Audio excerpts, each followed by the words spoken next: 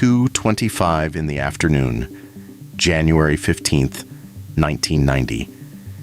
In a quiet operations center in Bedminster, New Jersey, a wall of video screens showed a map of the United States, the bloodstream of the American telephone network, drawn in calm, cool light. It was a holiday, Martin Luther King Day, and traffic was light.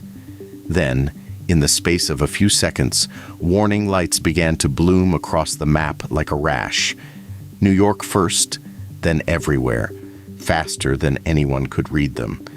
Engineers stood up at their consoles without knowing why. Within minutes, half the long-distance telephone calls in America were dying with a polite, recorded apology. And here is the detail that makes this a post-mortem. The machine that killed the network was the network, its own safety system, doing exactly what it had been taught. To understand the shock, you have to understand what AT&T was. This was not a company that had outages. This was the company other industries pointed to when they wanted to describe perfection. A century of engineering, the legendary Bell Laboratories, and a long-distance network that carried more than 100 million calls a day through 114 great switching computers scattered across the continent, each one handling hundreds of thousands of calls an hour, each one built to heal itself. If a switch got sick, it took itself out of service, cured itself in seconds, and rejoined the network before most callers noticed. Reliability was not a feature of the system. Reliability was the religion. A month earlier, in mid-December, AT&T had made the network even better. A software update went out to all 114 switches, an improvement, among other things, to the code that handled recovery, so a healing switch could rejoin the network faster than before. The update had been written carefully and tested extensively, and buried inside it, in a single dense passage of the C programming language, a break statement sat in the wrong block. A door installed one room over from where the blueprints said. Nothing about the network's daily life would ever touch it. The flaw lived only in the recovery path, code that runs in the rare bad moment, the least traveled and least tested road in any system. The switches ran flawlessly through Christmas and New Year's. The door waited.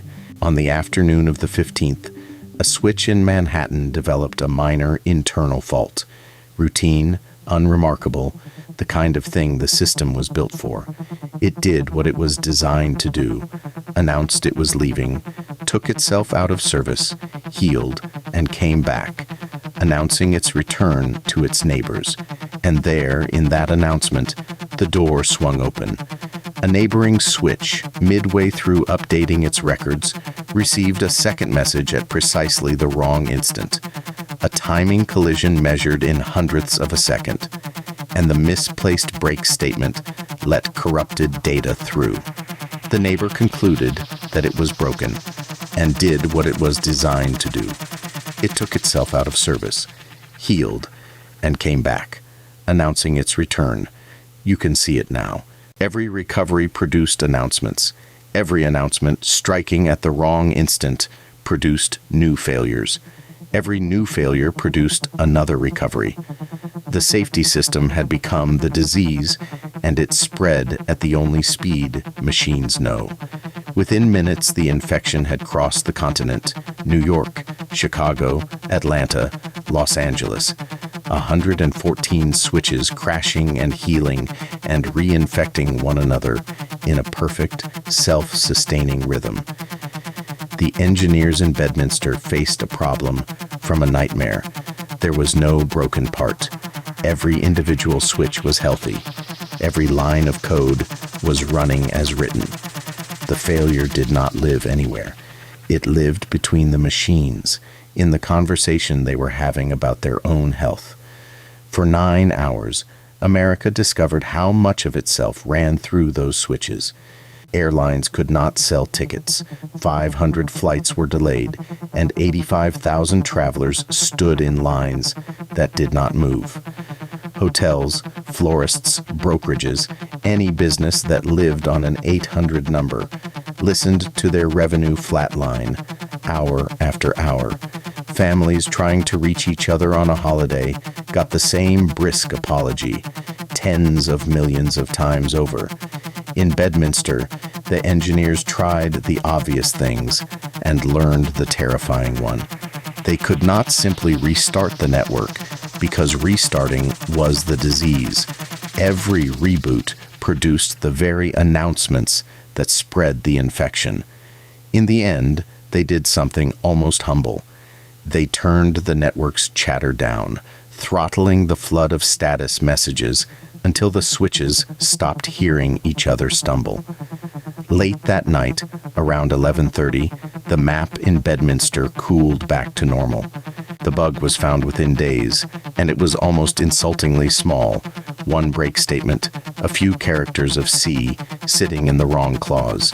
$60 million of vanished calls, the reputation of a century, 9 hours of continental paralysis, one misplaced line. But the autopsy's real finding was bigger. The flaw had passed every test, because the test that mattered, 2 healing switches talking over each other within hundredths of a second, was an accident of timing no one had thought to stage, and it lived in the recovery code, the code that only runs when things are already going wrong. The most dangerous software in any system is the software that is supposed to save it, because it is the software you almost never get to watch. 36 years later, we are wiring a new bloodstream into everything, and this time it thinks. Artificial intelligence now sits where the dial tone used to, inside customer service and code review, logistics and medicine, the writing of contracts and the answering of phones. And it has started to flicker. Measured across the major AI platforms, days of significant disruption rose from 6 in early 2025 to 51 a year later. When one major AI system went down for a morning this past June, offices around the world simply stopped. The modern busy signal is a frozen cursor. The 1990 lesson maps onto it exactly. We are building systems that monitor themselves, heal themselves, and talk to each other about their own health. At machine speed, in language, no operator can follow in real time. The reliability is real, right up until the safety systems find a door installed one room over. The lesson of January 15th is not that a programmer made a mistake. Programmers make mistakes every day, and the network shrugged them off for a century. The lesson is that the network did not fail in spite of its safety systems. It failed because of them, at a speed only machines can fail, through a flaw that could only appear when everything was working. The engineers of Bedminster got the calls flowing by making their perfect machine a little slower, a little quieter, a little dumber, and it is worth sitting with that. The official verdict was written in AT&T's technical reports, but the postmortem writes itself. The only question is whether anyone reads it before the next one.